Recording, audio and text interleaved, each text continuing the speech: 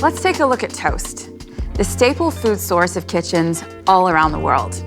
First, make sure your wire rack is set to the middle position. The wire rack is molded so that you can position your food closer to the top or the bottom of the oven when cooking. Flip the rack over so that it dips down before sliding it into the second slot from the top. This is the center of the oven, which allows the Element IQ system to deliver high heat evenly from the top and bottom elements for perfect toast. Be sure to place your bread slices close to the center of the rack. You can fit up to 6 slices of regular sandwich bread, which is useful when you've got multiple hungry mouths to feed. Close the oven door and use the function dial to set the indicator on the LCD screen to toast. You'll see the toasting darkness icons at the top. The number above shows your darkness selection. Turn the temperature dial left to reduce the darkness or right to increase it. The number beneath indicates the number of slices.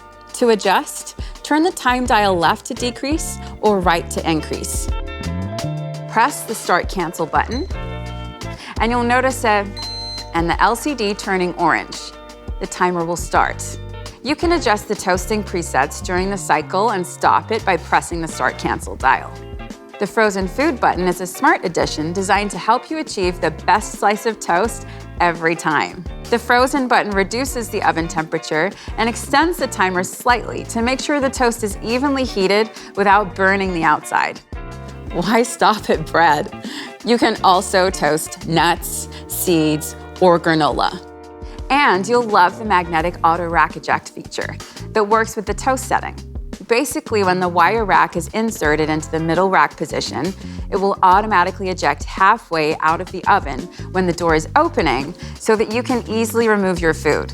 Be sure to open the door slowly when the wire rack is in this position to prevent the rack from ejecting too quickly.